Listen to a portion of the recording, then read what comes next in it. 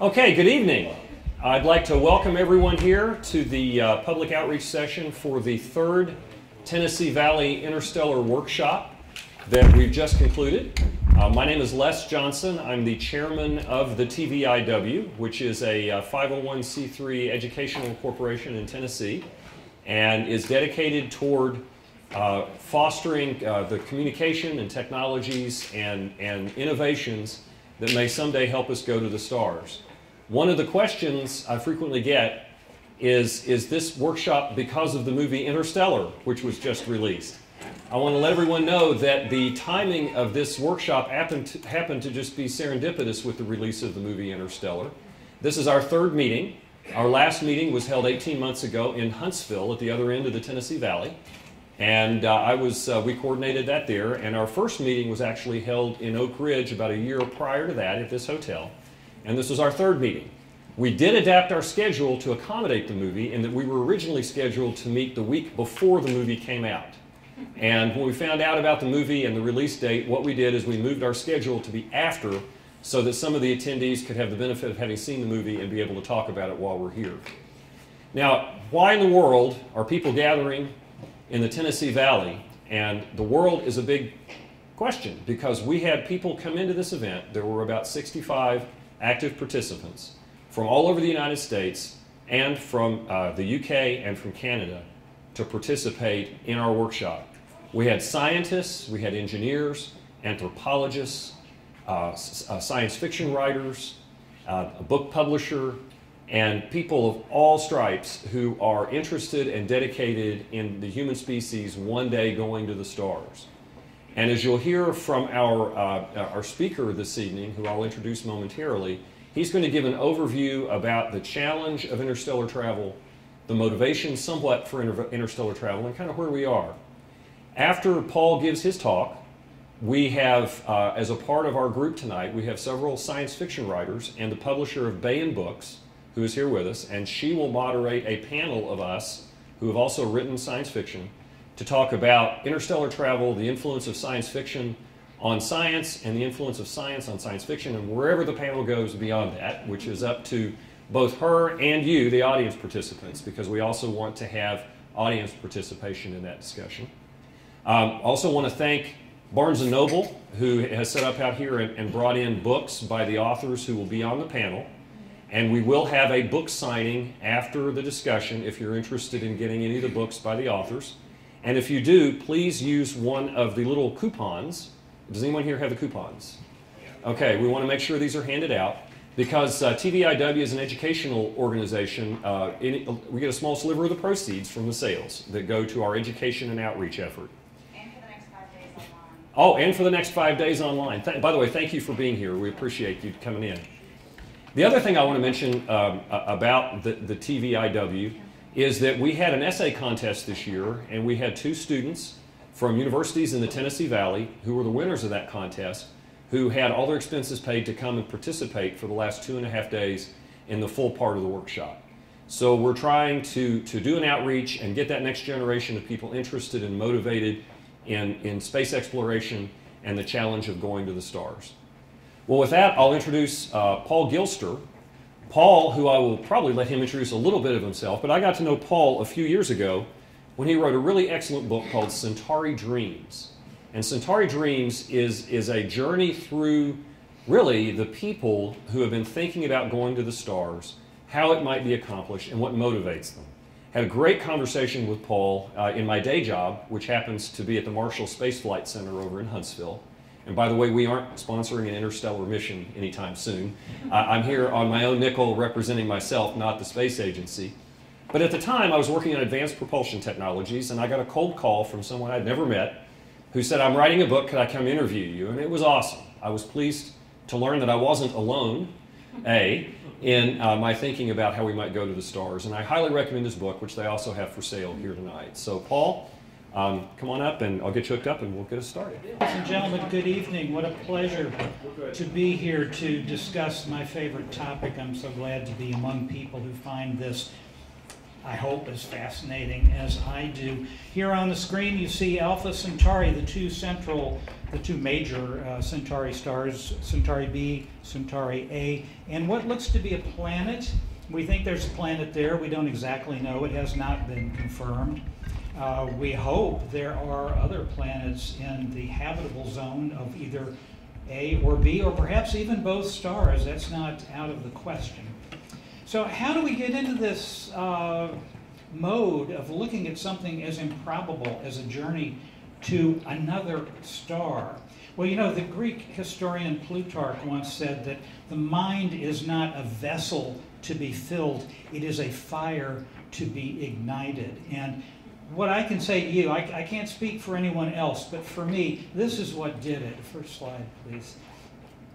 Ignition occurred in 1959. I am 10 years old. In Chicago at a bookstore, I picked up Poul Anderson's The Enemy Stars. I'd been reading science fiction for a while, but mostly about trips to other planets. And then I looked at the blurb on the back of this, which I quote here. Whoa, a ship called the Southern Cross.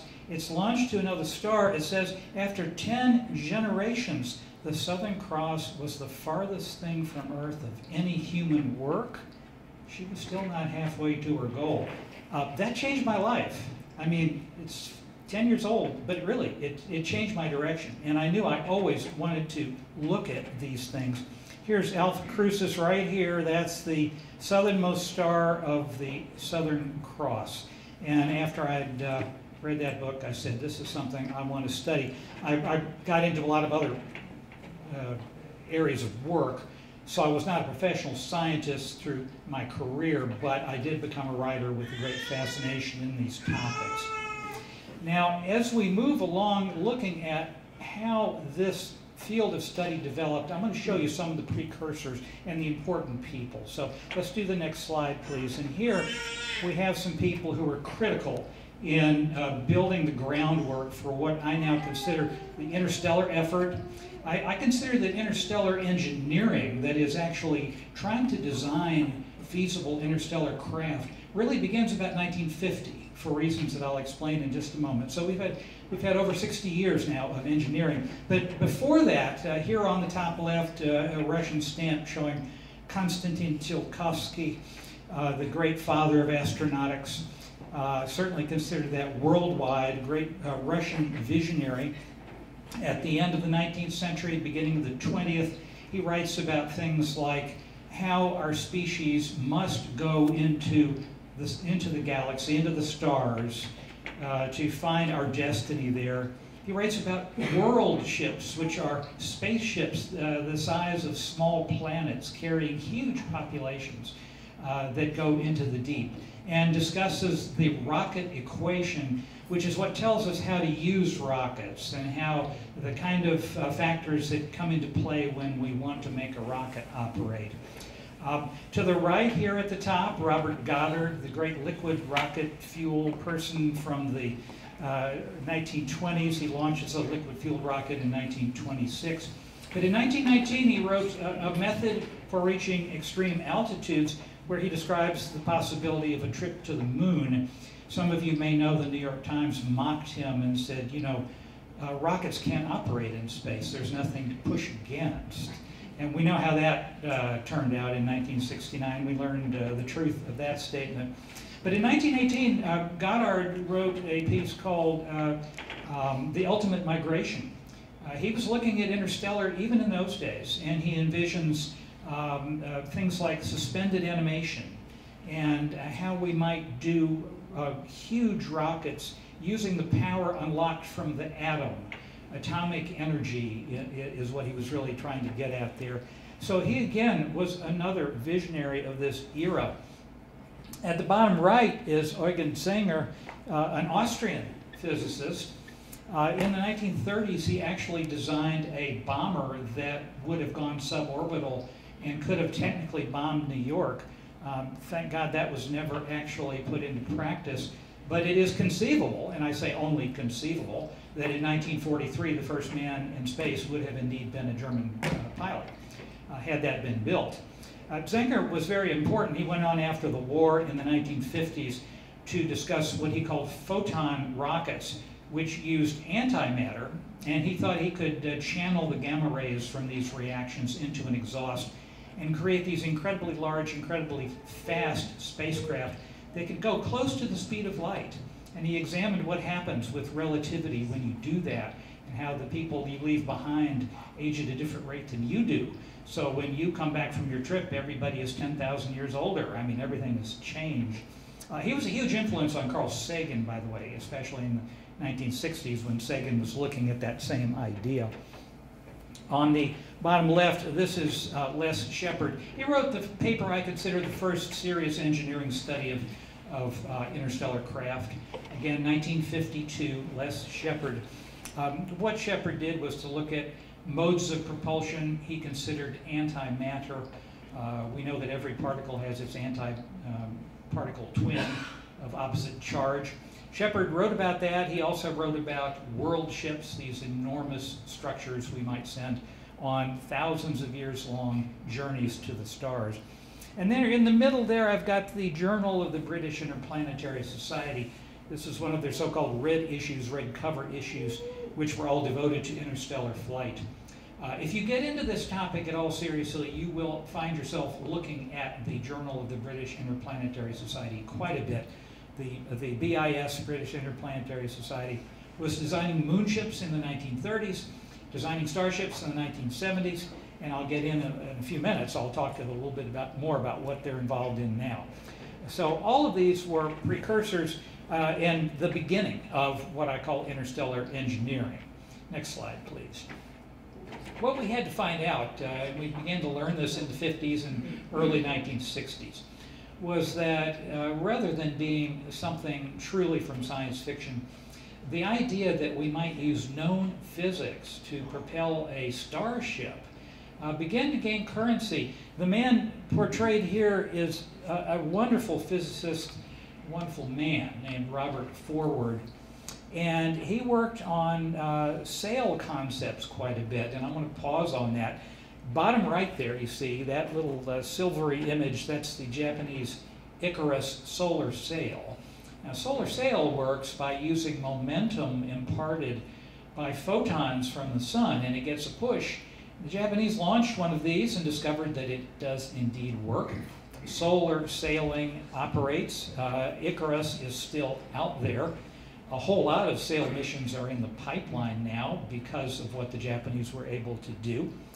And Forward, he knew about that idea. It actually had been described in 1951 in a science fiction magazine. The first real paper on solar sails was in a magazine called Astounding Science Fiction. And the author used a pseudonym because he was a well-known scientist and didn't want to be laughed at. But indeed, that was one of the first papers. And Forward knew of that. And in 1962, he began writing about sails as well. But if you look at my background image, what I'm really showing you there is he was interested in using a laser beam to push the sail. You see, a solar sail, as it gets farther away from the sun, loses its punch, and it doesn't have as much motive force going for it. Less light is impinging on it. And Forward said, wait a minute, we've just invented lasers. That was in 1960. He was working out there where they were inventing them at Hughes Research Labs. And he said, couldn't we push a sail, a beamed sail, and give it a lot more power than the sun? So his first article on that, 1962, and then for the next several decades, he became a fixture on the interstellar scene as he described and discussed these concepts. Slide, please. Here's a bunch of sails. Starting at the bottom, the far left, these are near-term concepts. Some have flown. I've already mentioned Icarus, which isn't on there, but NanoSail D, a NASA sail, has gone into a low orbit and returned. We're looking at very near-term sail possibilities from places like the Planetary Society. They're working on these. Notice that as time goes by, the sails get bigger. Part of that is we're learning how to use them, how to deploy them. Remember, we've only had Icarus out there in space actually using solar photons for momentum. We've deployed NanoSail D. We've got a lot more to do. And how do you deploy really large structures? Take a look at the sizes of some of these. As we start going up the ladder, we're looking at some of the concepts that Robert Forward came up with, beamed sails. And now we're looking at sails that, gosh, here we're looking at, there's a 1 kilometer sail, here's a 4 kilometer sail. And if you go over all the way to the extreme right, take a look at this 1,000 kilometer diaphanous sail that Forward believed we might one day be able to use.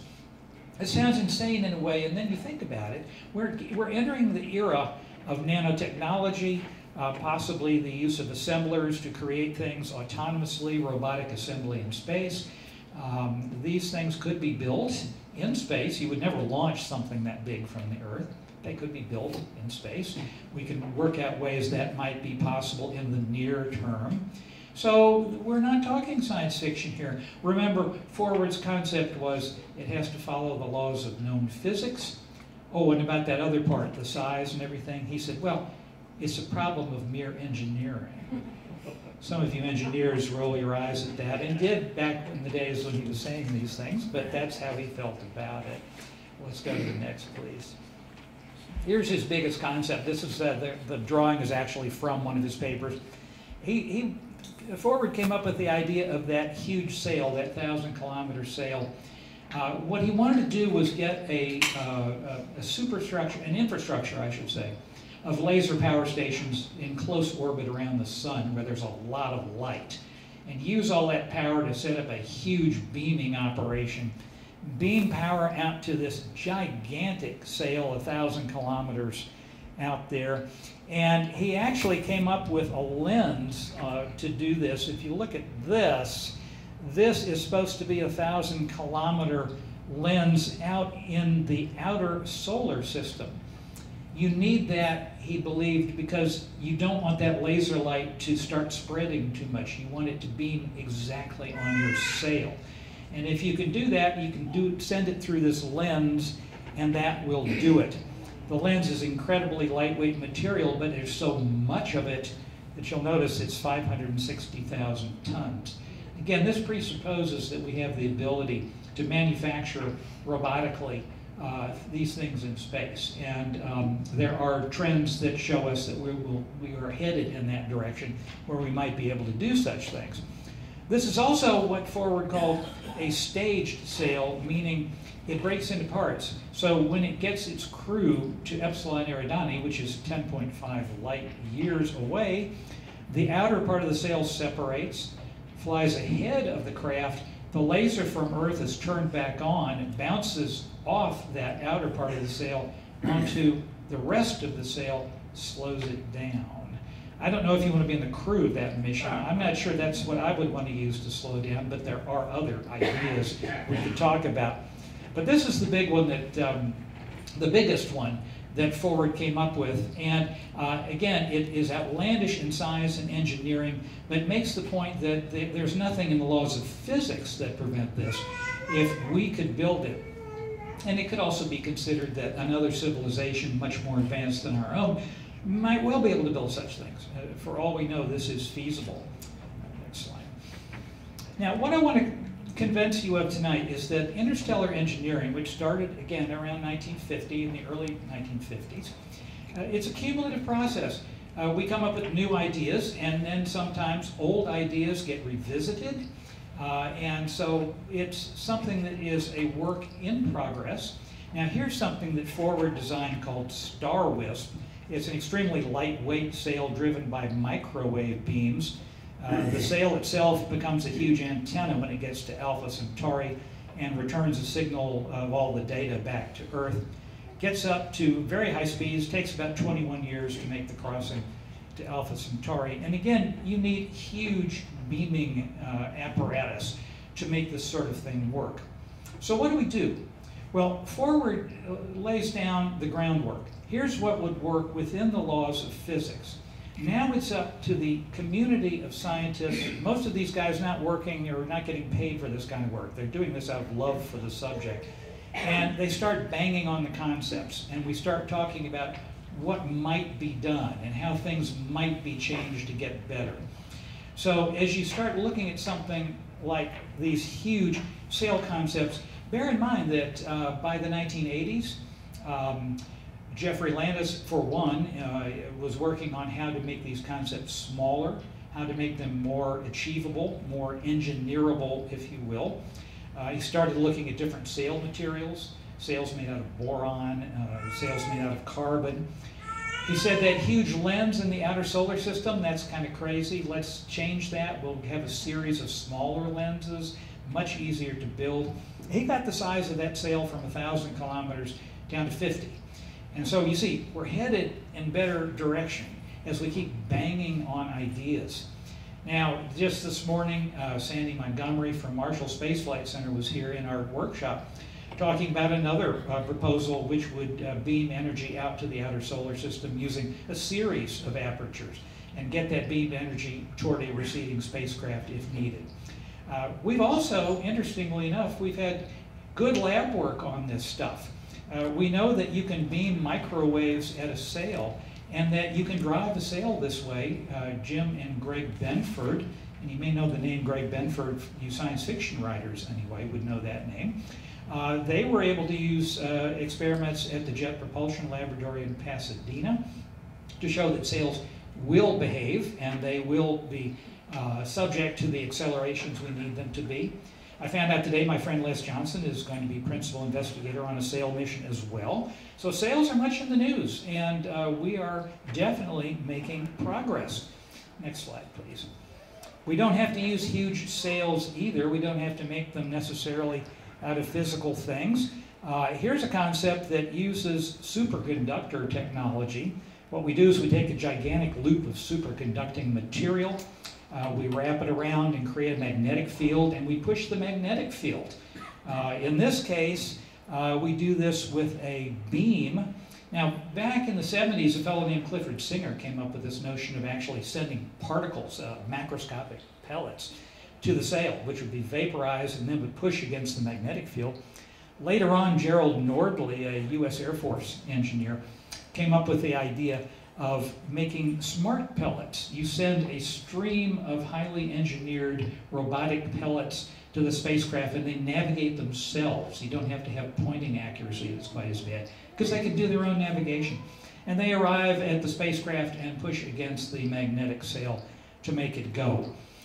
So here again, a new idea coming in, and now it too is being subject to the same process of being worked on and banged around. I'll also mention John Rather, who worked on these ideas in the 1970s.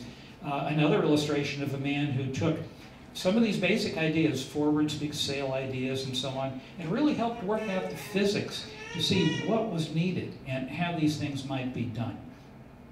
Well, sails aren't our only option, and if we go to the next slide, we'll see there is a nuclear option that we can pursue. This is Project Orion, which actually would set off nuclear charges behind the spacecraft and push against a pusher plate.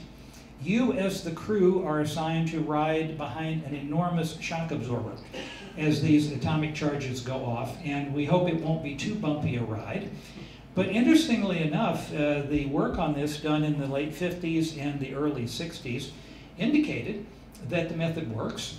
The Orion team used chemical charges to emulate the nuclear charges and found that they could fly the spacecraft. You can go to the Smithsonian Air and Space Museum to see one of these test, very small test vehicles. The actual vehicle would have been gigantic. They were talking about missions to Saturn as early as 1968 with a large crew, a crew of 100. There was a joke running around that they would put a barber's chair in there for the crew. Just they were kind of thumbing their nose at the fact that they could lift so much weight with this method. And they could have. What killed this was, of course, the nuclear aspect and the test ban treaties. So Orion then fell into limbo. But in 1968, we got a Starship concept. That one was from Freeman Dyson. Go ahead with the next slide there. And here is the idea. It's the Orion concept using a hydrogen weaponry, a fusion bomb weaponry, turned into useful, peaceful purposes to accelerate a Starship all the way to the Alpha Centauri stars. About 140 years to get there. That's 3% of light speed. Very interesting concept. Dyson had to write this up by using publicly available material on thermonuclear weapons because the stuff he really knew about was all classified. So he could only quote from the stuff that was in the popular press, and that did influence the design somewhat. Notice on the bottom left, I've got a science fiction magazine cover. That's the so-called Ensman starship in that illustration. Robert Ensman took the idea of Orion and said, what if we could make gigantic world ships to carry huge populations, and we could propel them with a bank of these Orion engines? So that's probably the biggest Orion design that's ever been shown. It was on that analog cover back in 1973. Very interesting article written about it. Here's the one that I love. I mean, this one really said to me that this is something we can start engineering, and very early. This 1973, Alan Bond and Anthony Martin from the British Interplanetary Society went to work on this whole question of could we build a starship. Now think about it, 1973. The thinking being, hey, if we can even think of how to do it, much less actually do it, if we could actually think about how to do it, then maybe that tells us something, because surely a more intelligent civilization would know how to do it. And so they were asking, is it possible to have starflight? And as early as 1973, they put a team of scientists and engineers from the British Interplanetary Society on the case. They met at a place called the Mason's Arms Pub, much of the time, so it was designed over beer and pretzels and who knows what else. And it took 10,000 hours of working time and a number of years, but it resulted in the first serious, true Starship design, multiple papers, and an excellent report that summarizes all the work that went into it, which was quite extensive. Unlike Orion, this did not set off bombs behind the vessel, but instead used something called inertial confinement fusion, which we're still trying to figure out how to do. But the idea was that you could theoretically ignite fusion in small pellets of deuterium and helium-3 and get your engine to burn. This one was going toward a star called Barnard's star, about 6 light years out. Next slide, please. The idea behind Barnard's star was that at the time of design, there were some indications that it might actually have planets. And remember, this is back before we knew there were exoplanets. Some people thought Barnard's star was having some anomalous behaviors that indicated planets, and so the mission was designed to go there. But you can see how big it is.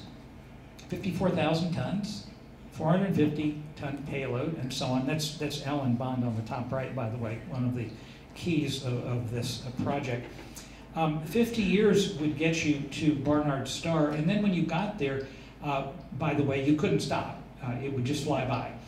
And at 12% of light speed, you're probably in the planetary system there if it exists for a day or so. So it was an extremely expensive proposition, but it did indicate that yes, this kind of mission could actually be done. And so in a very real way, it galvanized more interstellar thinkers to keep working on these ideas, to keep trying to make them more practical. Now, in the next slide, you'll see that the Daedalus design has indeed been carried forward by Project Icarus. Icarus Interstellar, founded in 2011, has had this wonderful idea, which was, we've already got a working design, that's Daedalus, 1973 to 78. Why don't we, every 35 or 40 years, just revisit this and see what we could do, given that there's been a lot of changes in science? What would the new mission look like? So I'm putting up the website there for you to look at, because next year probably is going to be when they release their final report. And you're going to want to look at that, because it's going to be a state-of-the-art thing for how to drive a fusion-driven starship, just as Daedalus was back in the 1970s. I should mention, too, the marvelous Adrian Mann, who does all the artwork of these Daedalus slides and several of my other ones, who captures all of this so brilliantly. This is not the Daedalus design. Please understand, this is an artist's conception. They're still hammering this out, and they have several designs that they're working on. So I don't know what it's going to look like, but this is just to show you a possibility of something like this actually being built in orbit, although the plan is not to build it. The plan is to design it and to help drive interstellar design. Next slide, please. Okay, I'm going to wrap up pretty soon here with just a few more of the ideas that have come along to show you that there are many ways that people have decided we might do this. This is Robert Bussard's ramjet. Bussard got interested in the idea that you could scoop up interstellar hydrogen. Turns out space isn't totally empty. There's a lot of interstellar hydrogen out there. If you move fast enough and have a big enough scoop, and he was talking about a 1,000-kilometer magnetic scoop, you could scoop up hydrogen and send that to a fusion engine.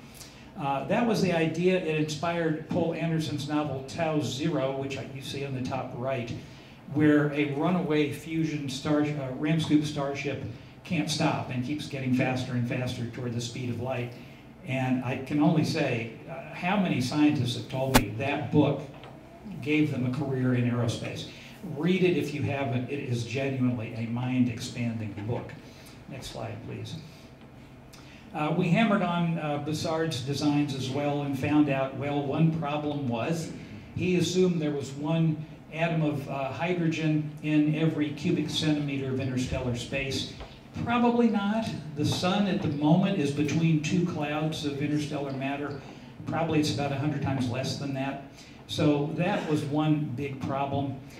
The other big issue that we quickly learned about was that drag happens when you get a magnetic scoop this big, and instead of actually collecting all your hydrogen, you're getting a lot of drag and you're slowing down. So now we have to start thinking creatively, how can we use that phenomenon? And that results in something called the magnetic sail, which is also being considered as one possible thing we can push against to send a Starship. I'll mention that my friend Al Jackson, who was here at this meeting, designed, along with Daniel Whitmire, a type change to the Bussard design, which would have used a beamed laser to send energy to the spacecraft. And once that occurred, then you could actually lose some of the constraints that you had, even though you were still using interstellar hydrogen. So, as always, the point is reinforced that interstellar engineering is all about taking ideas, promoting them, bringing them out, getting laughed at, and then having people say, oh, but maybe we could actually make that work if we changed this. And then you get laughed at again, but then someone else says, no, but we could try this. And it keeps getting iterative and things keep getting better. TVIW is part of this. We meet to try to make these things get better, step by step. And I don't think anybody here has the assumption that we're going to solve this in 10 years. I mean, it may be generations. But if we don't do the foundation laying now, then later it's going to take that much longer. So the idea is think long term. Let's get what we can get done now and bang on the ideas and hammer on things and pass this along to future generations as we need to. Here's an antimatter rocket. I'll just mention that briefly. Antimatter gets a lot of press because you get a lot of bang out of it. If you put antimatter together with matter, you release 100% of the energy in the matter, which sounds great. It's much more than you get out of fusion, which is between 1 and 2%. It sounds great, but it's extremely hard to do. And for one thing, we can't make antimatter very easily, and certainly not in quantities. This is totally a conceptual design of what we could do if we got all the antimatter we needed. And if you take a look at it, it's quite a strange craft. Antimatter is being used to produce pions, because when matter and antimatter annihilate, they produce gamma rays and pions. This is what happens with protons and antiprotons meeting. And these pions can be affected by a magnetic field and channeled into an exhaust. But the problem is keeping the antimatter stored is extremely difficult. It's a huge challenge. The heat that you get out of one of these things, way back in 1952, Les Shepard came up with the equations to show how hot this reaction is going to be. So this is extremely long. It's that way because it needs to release a lot of heat into the cosmic heat sink around it. And also because we have to manage the problem of very damaging gamma rays striking the critical components of the ship and so on. So an antimatter rocket, well, a possibility, but now we're really out there with the long shot possibilities. Next slide, please. Here's a world ship alternative. Remember, Tsiolkovsky wrote about these. These go all through early science fiction. And you may remember the L5 Society that looked at the possibility of colonies in outer space, in these enormous structures.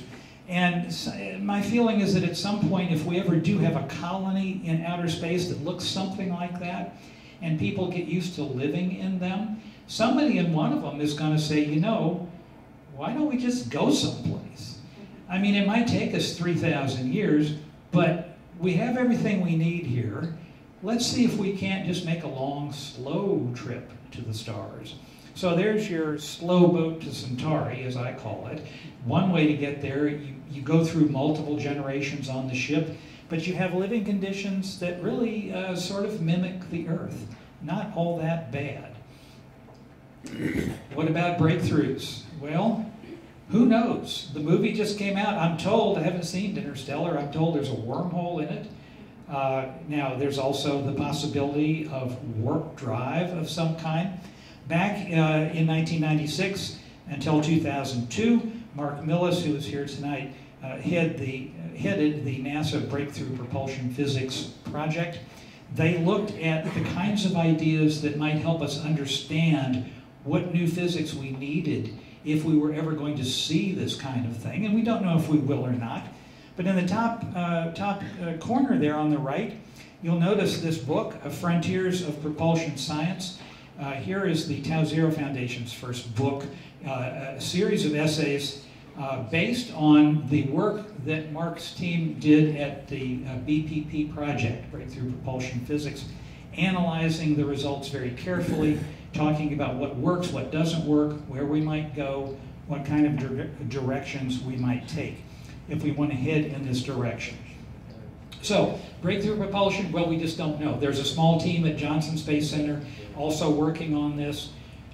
Everybody involved in this kind of work will tell you, we are not building a Starship with this. We don't know how to do it. We're a long, long way. We're just poking around at it, trying to understand how to address the problem, what the issues are.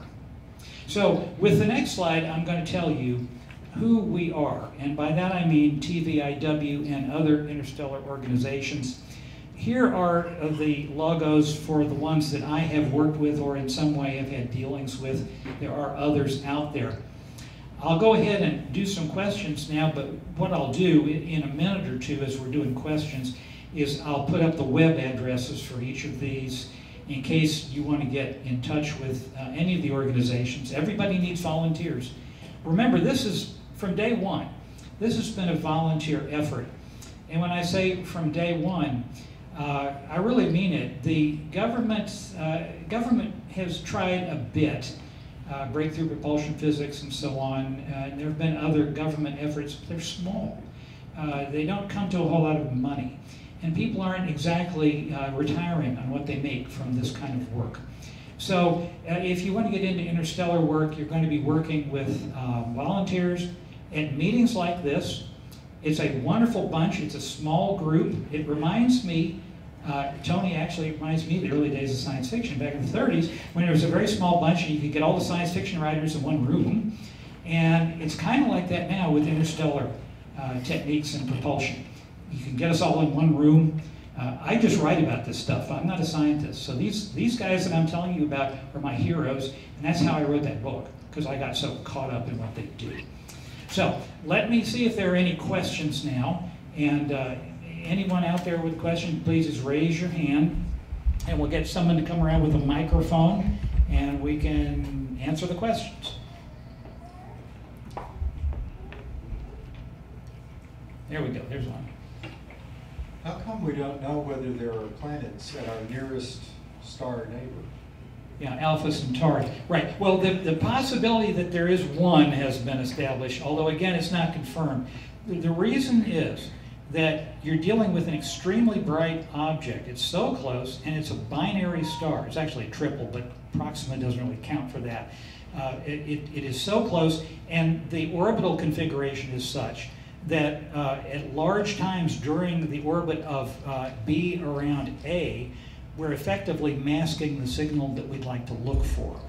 So right now, we just had the announcement recently that there was probably a planet around Centauri B, but we can't confirm it yet, and now we're in limbo for a few years as these two stars rotate around each other, and then when the configuration gets good again, in maybe 5 years, we can start once again looking to see.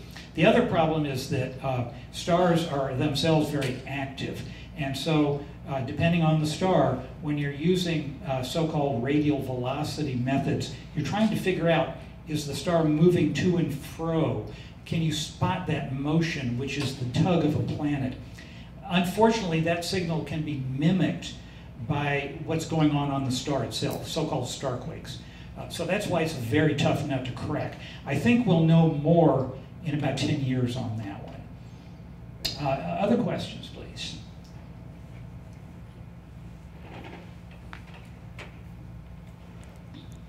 If the Centauri system is a ternary system, then does it really matter if we want to go to it or not? Would that planet even be possibly hospitable? I mean, it sounds like we're dealing with a Tatooine system now.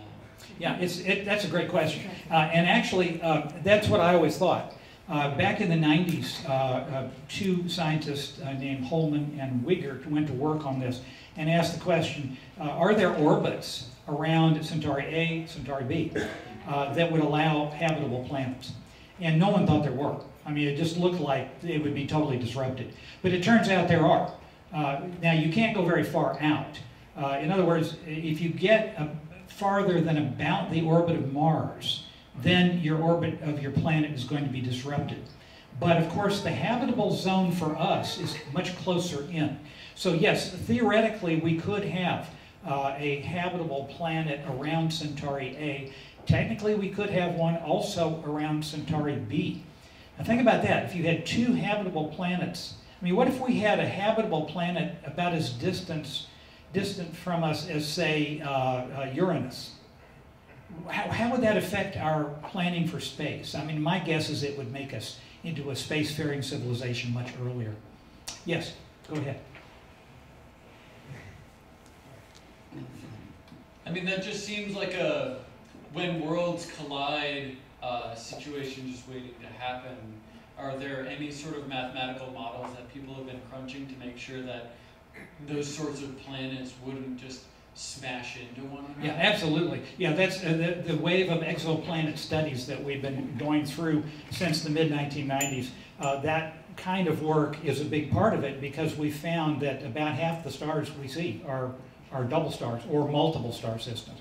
And so then the question was, and I remember back when I was coming along, everyone said, well, a double star could not have planets that have life. So they studied this very hard, and the results that I reported on about stable orbits have been vindicated in many different studies by different scientists. So it looks very clear that there are possible orbits there. Whether those planets are there, we just don't know, not yet. But the possibility is there, even around Proxima Centauri, which is a red dwarf. We studied it very intensively. We can rule out fairly large planets around it because we would have found them by now. But theoretically, smaller planets in close, where a habitable planet would need to be, are still in the mix. So we don't even know for sure about Proxima Centauri. Yeah, Tony. And Paul, isn't one of the things Dr. Sager from NASA reported at this conference that the data they're getting from the Kepler probe to look for exoplanets is showing them that we don't really understand how planets form. The scientists are very, very excited because their models are kind of wrong, and they're excited because they get to make new models. There's nothing that gets the scientists excited more than a model that breaks down because it tells you there's something to be learned. And yeah, that's right. You know, we've had the Kepler mission out there studying stars and looking for the signature of a planet moving in front of its star, and we're finding thousands of these planets. And so what you get is, it turns out our solar system is kind of strange. We all kind of figured, okay, rocky planets near the star and gas giant planets further out. And now we're finding that there's all kinds of configurations, and our particular one does not seem to be very common.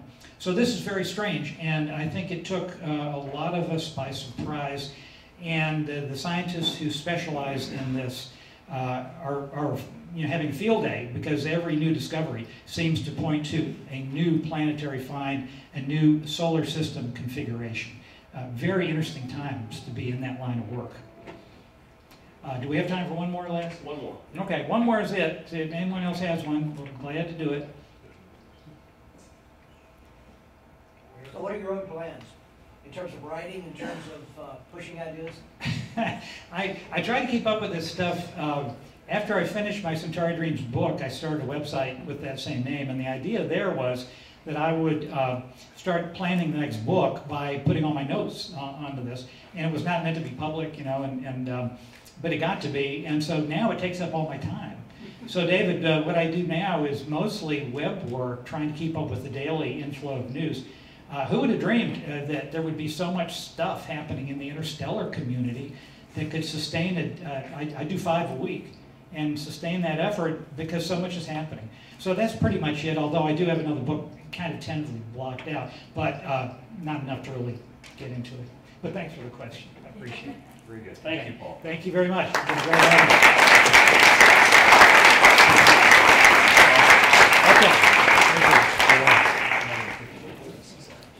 Oh yeah, do the web addresses. That next Make slide. the slide of the web addresses while we do the panel.